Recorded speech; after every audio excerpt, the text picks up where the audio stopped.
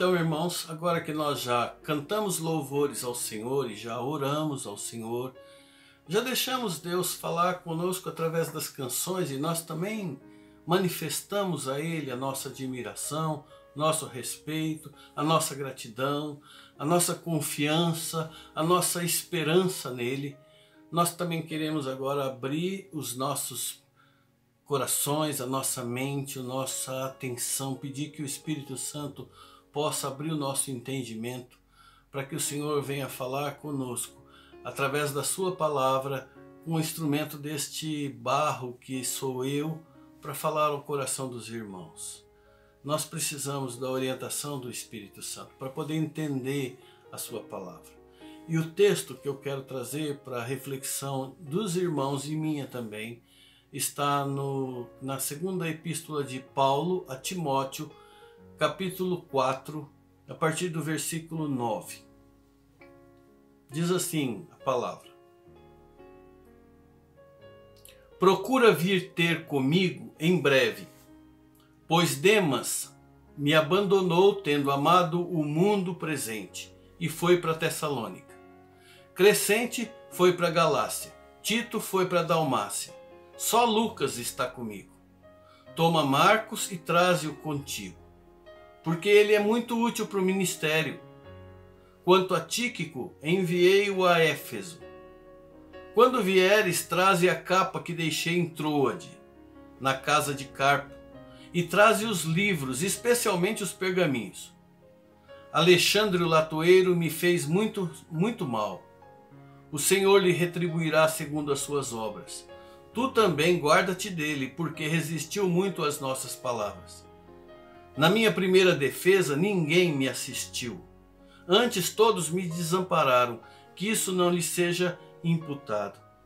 Mas o Senhor esteve ao meu lado e me fortaleceu para que por mim fosse cumprida a pregação e a ouvissem todos os gentios.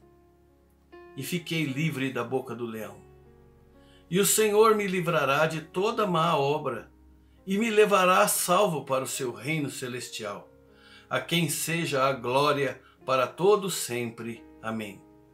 Saúda a Prisca e a Áquila e a casa de Onesífero. Erasto ficou em Corinto e Trófimo deixei doente em Mileto. Apressa-te a vir antes do inverno. Saúdam-te Eúbulo, Prudente e Lino e Cláudia e os irmãos todos. O Senhor seja com o teu espírito. Graça seja convosco.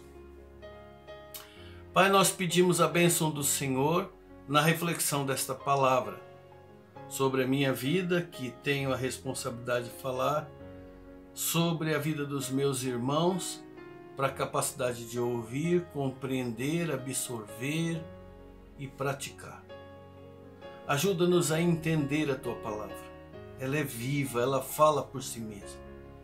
Mas nós somos pequenos vasos de barro. A nossa mente é limitada. Nós não conseguimos ver além da palavra, além da letra. Nós precisamos da orientação, do discernimento do teu Espírito para entender estas coisas que são profundas, que são espirituais. Ajuda-nos, Senhor, com a tua espiritualidade a abrir a nossa, a fazer entender as profundidades do teu ser, daquilo que o Senhor deseja nos revelar através destas palavras. Nós te pedimos este entendimento agora, em nome de Jesus. Amém. O ciclo da vida pelo qual todos nós vamos percorrer começa na infância e termina na velhice. Isso quando alguém consegue chegar na velhice. Mas a velhice não determina quando a vida termina. Porque cada ciclo da nossa vida, seja na infância, ou na adolescência, ou na vida de jovem, ou na vida adulta, ou na terceira idade, a gente experimenta momentos em que parece que a vida termina, ou parece que recomeça. Eu vou chamar esses ciclos que acontecem na nossa vida, independente da idade, de estações da vida. Estações da vida para tentar descomplicar um pouco o ponto que eu desejo mostrar. Então, independente do fato de você ser jovem ou se tem mais experiência de vida assim como eu, todos nós passaremos por estações como a primavera e o verão em nossas vidas, e também passaremos por outonos e invernos. Eu chamaria de primavera aquela época da vida em que as coisas parecem mais alegres, parecem mais felizes, mais coloridas, parecem mais saudáveis, momentos mais propícios para a gente sonhar e plantar os nossos sonhos. Também tem aqueles momentos ainda melhores, mais ensolarados, tempos da gente viver os nossos sonhos de verão, da gente se divertir, da gente viajar, da gente curtir o melhor da vida, de aproveitar e de gastar as nossas energias. Só que a vida continua e a estação muda e logo vem o outono, quando as folhas começam a amarelhar, as folhas do nosso vigor começam a amarelar e começam a cair, e a gente vai percebendo que o sol da alegria começa a se colocar mais cedo. E queira ou não queira, o inverno chega para todos. Uma época em que a gente se recolhe e se fecha dentro de nós mesmos e já não consegue mais produzir como produzia antigamente. E esse tempo agora, meus irmãos, de pandemia, de isolamento forçado, precipitou ainda mais esse inverno dentro da vida de muita gente. Muita gente que já vivia o inverno na sua vida, teve que se isolar, que se retrair, que se fechar dentro de si mesmo e acabou trazendo um prejuízo ainda tão danoso quanto esse vírus que anda por aí para a mente e para o coração de muitos irmãos. Inclusive, o próprio apóstolo Paulo vivia uma situação parecida com essa quando escreve a segunda epístola dele a Timóteo. Ele vivia uma situação de isolamento. Ele estava num contexto de outono quando ele escreveu, mas o inverno já tinha chegado na sua vida. Ele estava na terceira idade, ele estava isolado, ele estava preso, estava desamparado, tinha sido abandonado pelos amigos. A sentença de morte era quase certa para ele. E o único crime que ele tinha cometido era o crime de ter amado ao Senhor e de ter divulgado a sua palavra. Então, numa situação como essa, onde a pessoa está presa e sem saída, ele podia fazer o quê? No caso do apóstolo Paulo, ele decidiu escrever uma carta ao seu amigo e abrir o seu coração, expor a sua fraqueza e falar das suas necessidades. E eu acredito que Deus queira usar esse episódio, expor esse exemplo do apóstolo Paulo, para nos ensinar também como podemos atravessar o inverno nas nossas vidas, esse momento que muitas vezes nós temos que atravessar, como estamos passando agora. Com o exemplo do apóstolo Paulo, em primeiro lugar, Deus está nos mostrando o valor da gente manter os nossos amigos por perto. Paulo, ao escrever a carta a Timóteo, ele fala dessa relação dos amigos que ele foi construindo ao longo da sua vida cristã, ao longo do seu ministério. Mas ele também fala das frustrações e das decepções que ele teve de amigos que o abandonaram e decepcionaram nos momentos em que ele mais precisou desses amigos.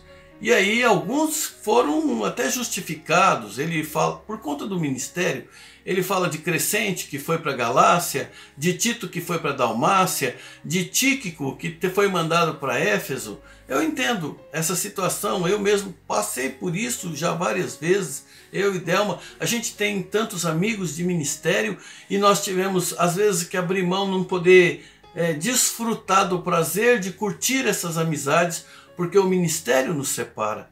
Mas em outros casos, Paulo está dizendo aqui de amigos que caminharam juntos e depois se tornaram opositores. Ele fala de Alexandre, que causou muitos males para ele, fala de Figelo, de Hermógenes, dentro da epístola, também no capítulo 1, versículo 15. Ele diz, olha, estáis cientes que todos os irmãos da Ásia me abandonaram, entre eles eu cito Figelo e Hermógenes. Ele também cita a decepção com Demas, que foi companheiro de ministério, mas amou o presente século e o abandonou o evangelho. Por isso o Timóteo, ele diz a Timóteo, eu preciso da sua amizade, procura vir ter comigo. Em momentos assim é que a gente percebe o quanto vale termos amigos, a gente ter amigos por perto, quando a gente precisa, quando a gente se sente solitário, quando esses momentos de isolamento, quando esses momentos de inverno chegam na nossa vida. Inclusive, o apóstolo também destacou no capítulo 1, versículo 16, o valor de um amigo chamado Onesífero. E aí no final da carta que nós lemos aqui, também ele fala sobre mandar um abraço para Onesífero, porque quando ele foi preso, diz que o Onesífero o fortaleceu no momento da prisão e depois o procurou diligentemente até encontrá-lo no calabouço para poder prestar algum tipo de assistência.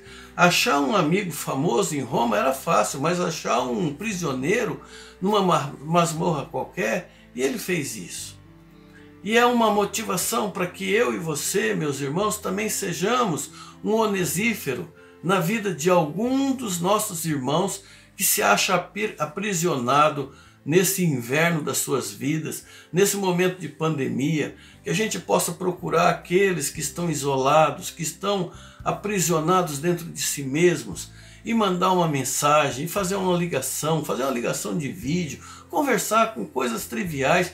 Isso faz um bem tão grande para a alma das pessoas que a gente nem imagina. Termina com uma oração, faz isso.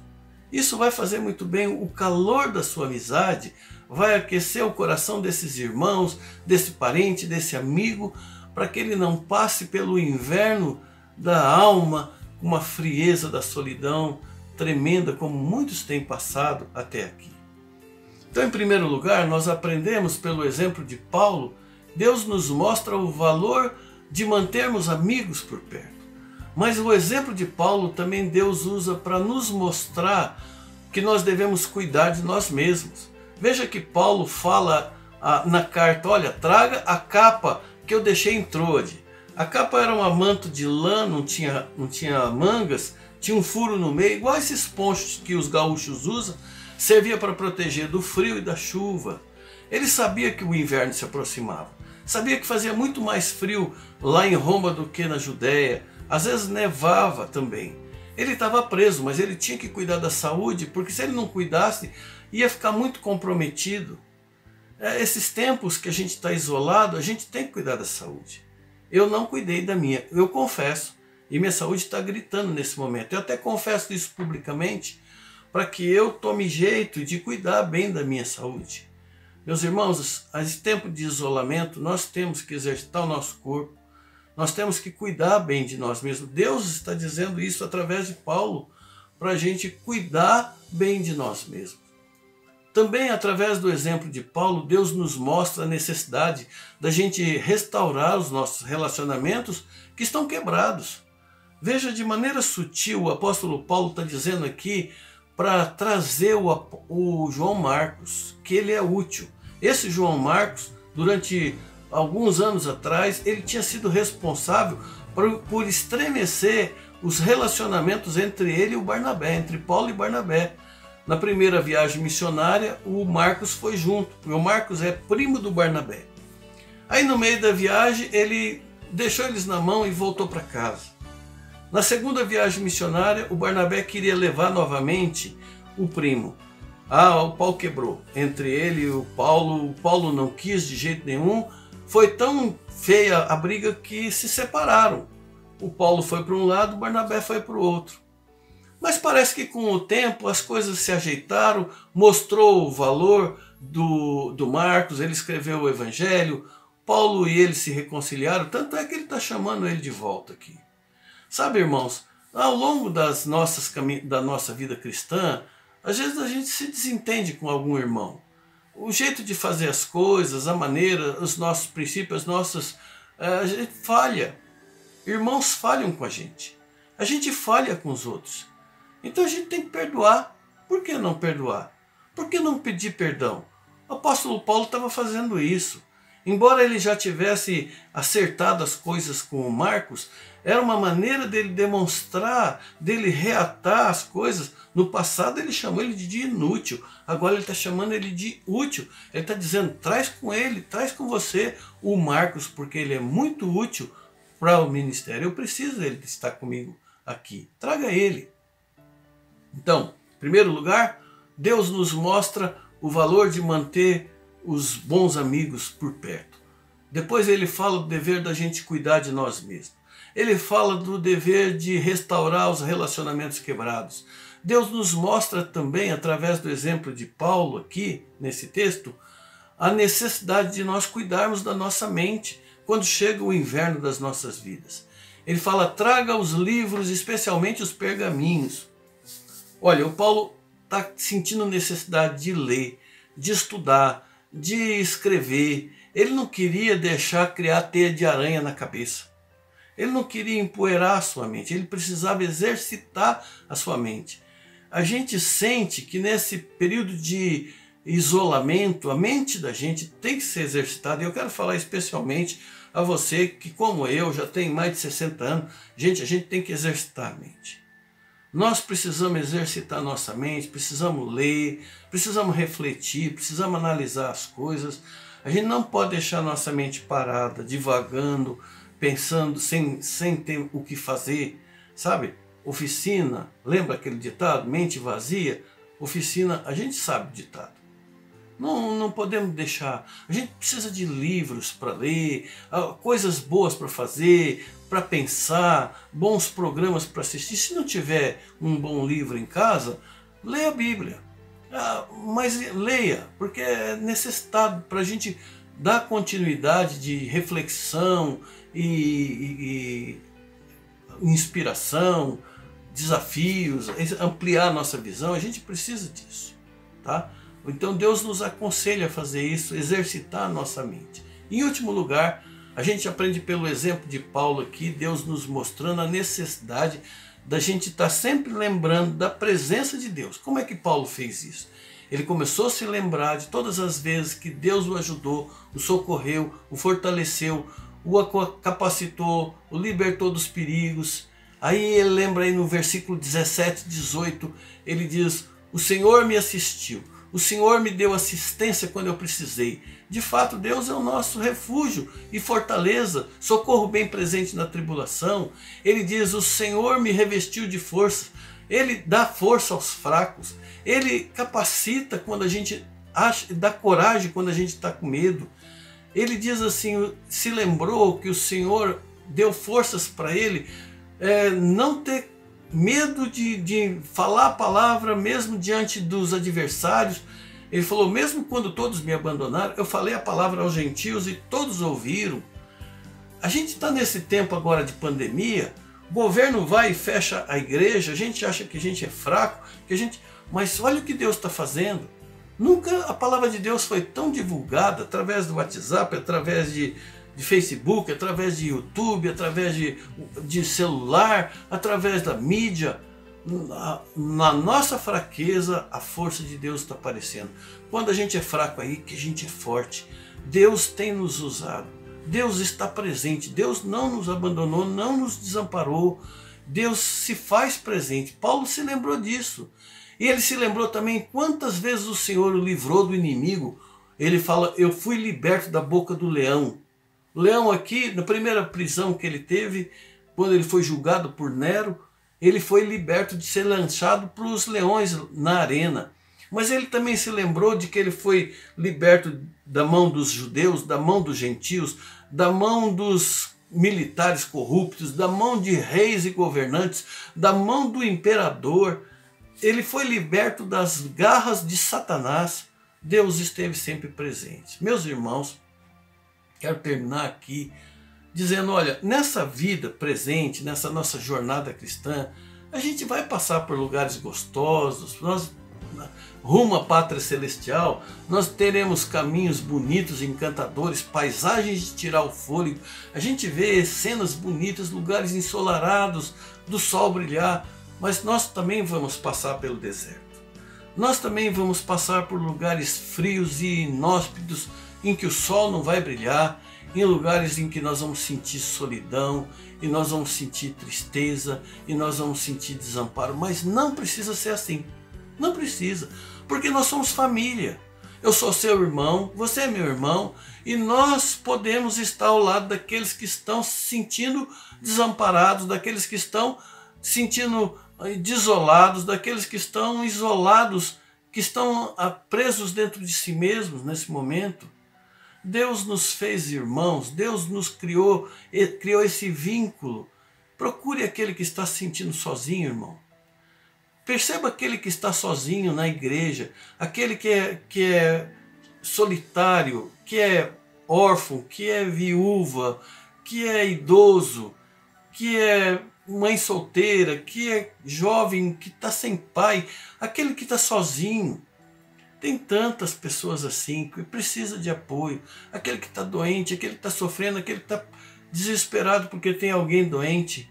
Faça uma ligação, manda uma mensagem, entre em contato, mostra que você é família. Jesus entende essa situação. Jesus sabe o que é passar a solidão, ele passou por isso. Jesus entende a nosso sofrimento, nossa solidão. Ele sabe, ele falou sobre isso quando disse, olha, eu estive com frio e você me visitou, eu tive com fome e você me deu comida, eu tive preso, você... Então, ele passou por isso na nossa pele e ele também passou por isso na pele. Jesus passou por estas coisas, cada uma dessas coisas que nós passamos. Ele diz lá que ele teve momentos de tanto sofrimento, de tanta tristeza, precisando de apoio, pediu apoio para os amigos e ele não teve esse apoio. Ele diz que ele chega para os amigos e disse, olha, minha alma está profundamente triste até a morte, ficai comigo e vigiai. E os amigos não cuidaram dele. Quando ele esteve carregando a cruz pesada, os amigos não apareceram. Quando ele esteve na cruz, ele se sentiu absolutamente sozinho. Sentiu até que o Pai não estava com ele. E ele diz, por volta da hora nona, clamou Jesus em alta voz, dizendo, Eli, Eli, lema sabachthani, que quer dizer, Deus meu, por que desamparaste? Na verdade, era só um sentimento da sua alma de solidão e de abandono, mas Deus não o desamparou. Em momento algum Deus o desamparou. Deus esteve com ele o tempo todo, porque ele estava cumprindo a vontade do Pai, redimindo as nossas vidas, cumprindo a vontade com o seu sangue derramado, como foi na primeira Páscoa, quando o Cordeiro foi morto para libertar o povo para a terra prometida. O sangue do Cordeiro foi derramado para libertar, para nós nos redimir, nos justificar. E Deus estava aprovando, estava presente com ele, mas ele não sentia isso naquele momento. Muitas pessoas estão assim também, não se sentem presentes, estão se sentindo abandonados. Então esteja presente, não apenas com a sua oração, mas também com a sua ligação.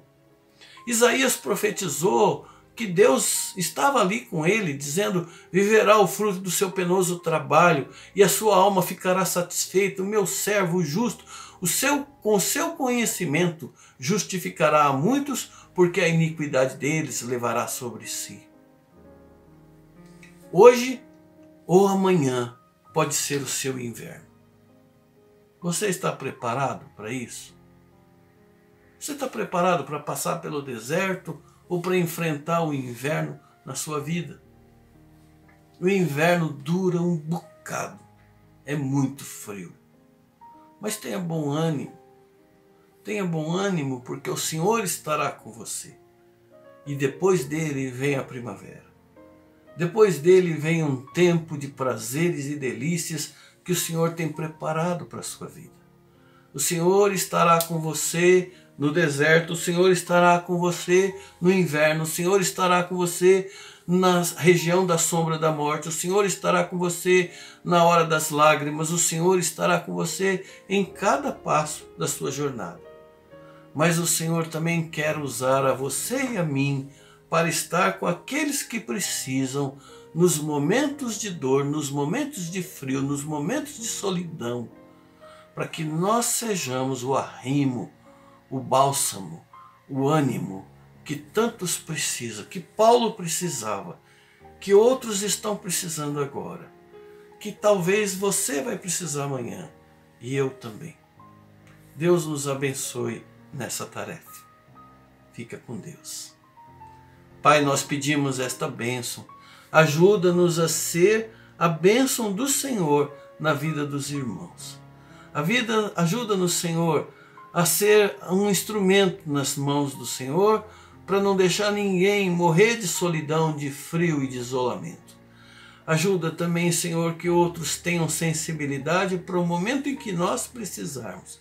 Eles sejam usados como instrumento nas tuas mãos para nos abençoar. Nós te pedimos esta bênção em nome de Jesus. Amém. Fiquem com Deus. Que o Senhor os abençoe.